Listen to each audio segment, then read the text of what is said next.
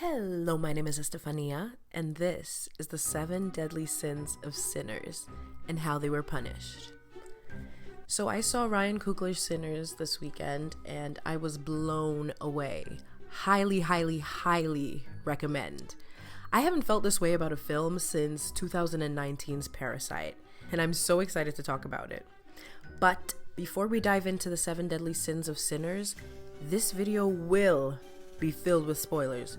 So if you haven't seen Sinners yet, leave now or suffer your fate.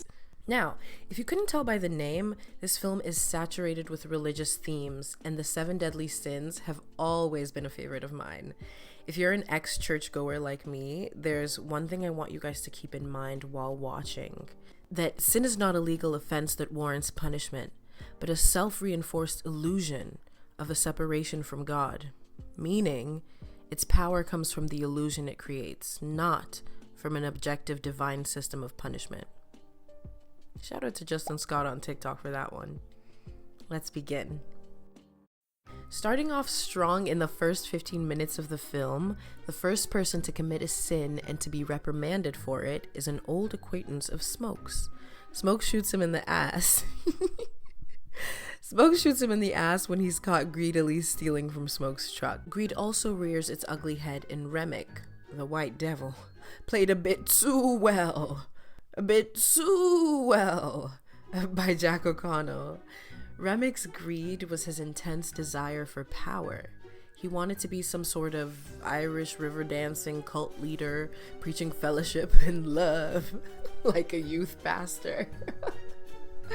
And unlike the vampires I grew up with, who would feed to keep themselves alive, he had a greedy ulterior motive. I also want to mention that oftentimes villains and demons in cinema will reflect the fears of a society, and this film is certainly timely. That's all I'll say. Shout out to Coogler for making a film that is reflective of the times.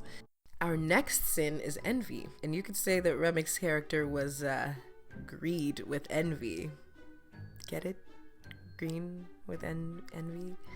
That joke still didn't land, and I've tried to write it several different ways. Carrying on. I had to look up the definition for envy because a lot of times it's mistaken for its sister emotion, jealousy. A feeling of unhappiness and anger because someone has something or someone that you want. Unlike jealousy, envy is the resentful longing for someone else's possessions, qualities, or luck. Talk about longing for someone else's possessions! In the scene where Remick speaks Mandarin, tempting Grace, played by Lee Jun-lee, it is revealed that the vampires become privy to each other's and the devil's feelings, language abilities, and memories. This here is a clear sign of envy because he craves to possess their beings, in particular Sammy's, due to his musical talent. In Remick's ghastly attempt at recreating what Sammy did inside the juke, you could see it in his eyes when he was receiving praise after he was done dancing with the dead out there like it was Thriller night. And in the end, Remick takes his full demon form and a stake to the chest, ending his life. Gluttony takes human form in the town drunk, Delta Slim, played by a favorite of mine, Delroy Lindo. He was phenomenal in HBO's Unprisoned with Kerry Washington. If you haven't seen it, see it.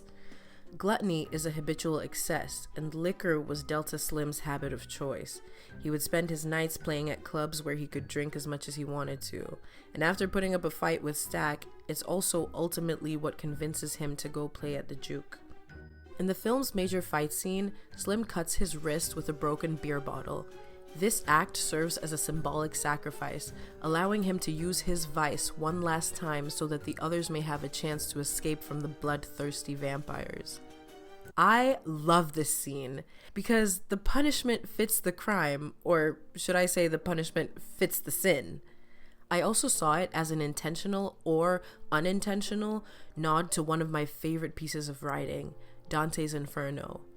In this piece, Dante Alighieri writes about the 9 circles of hell, where each layer is a torturous circle designed to fit the sinner's wrongdoing. I love it. The next sin has often been paired with gluttony, sloth. I wonder if this is the only sin that has an animal named after it. Sloth is seen in the character Cornbread, wonderfully played by Omar Miller, who we meet being anything but lazy. Plucked out of the field by Stack, Cornbread takes the opportunity to become the security guard at the juke, doing a good job in the beginning, but later on unknowingly letting in a vampire. He also carelessly leaves the drunkest person in the room in charge of his job securing the building. And for that, Cornbread is cursed to be the first of the group to be turned into a bloodsucker. Wrath was not hard to find in the film. One definition of wrath is the strong feeling of hatred. And unfortunately, darker-skinned people have evoked strong feelings of hatred in white people for a millennia. In this film, the first white person we saw had the spirit of wrath in him, selling a building they planned to slaughter black people in and ended up getting exactly that in return. Sins were getting punished in this film, all right. The next sin was the hardest to identify in the film, for me at least, as I think one of the major themes that I took away from this film was in fact to have pride. This film made me so proud of black people. The film made me proud to be black myself. It made me proud to be someone with the gift of music, rhythm, storytelling, healing. The black solidarity was definitely in the room with us. If pride is an extreme love and focus on oneself, this film actually made me feel proud to be part of a community of people. People whose music has been moving others for another millennia. From rhythm and blues to amapiano, you will dance. Music is supernatural, it's magical, and so are the people that create it. The vibrations of strings just the right way can command people to move. I was dancing in my seat in the theater to the soundtrack at times. I just couldn't help it. Music is powerful. It had the power to evoke memories and feelings and grace so strong that it inspired her to fight the vampires and protect her child and avenge her husband. Humans should be proud of our ability to create music. Music unites us. What? Come on. That being said, I'm going to purposefully leave this sin as an open-ended question. How do you think pride showed up in this film as a sin? Please share your thoughts in the comments because I'm actually really interested in hearing other opinions.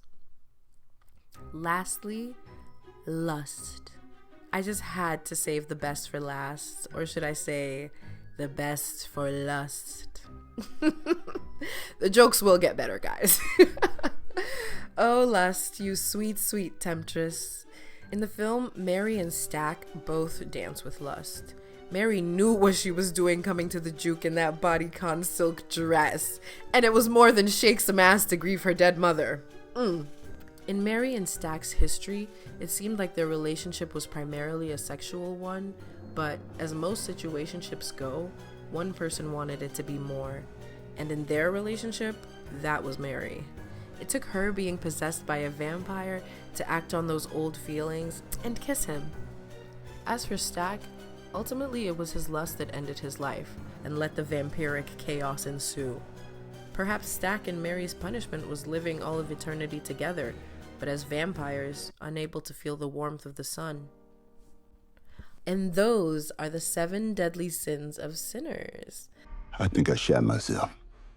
I hope you enjoyed this video, and I hope to release more of these kinds of videos and just share more of my thoughts on films and the culture, etc., to the best of my abilities and to the best of my knowledge and to the best of my resources.